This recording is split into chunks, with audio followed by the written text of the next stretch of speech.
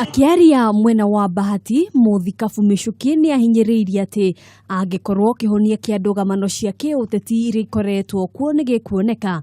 Atongoria a ndini no nginyagia metheme kwenderera mwena o wothe na kuyukia wigiririki wao wa kuiguithania muingi riri twerekeire githurano kia president. Kenya is a democratic country, and we as religious people must not be partisan.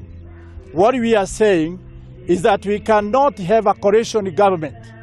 We are having electoral government, that the people themselves have the verdict to elect who is the president. Let the church stand on the truth.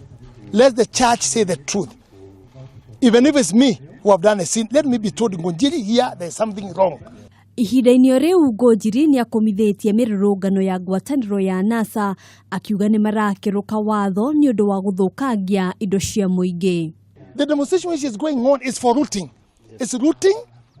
The law says you do demonstration, but don't deny the other person his right of his business or his own things which he want to do according to the democracy. So you can see in Kisumu what they do: demonstration, looting, beating people. Oho nioritie muingi guthingata thayo hindi no twerekeire githurano.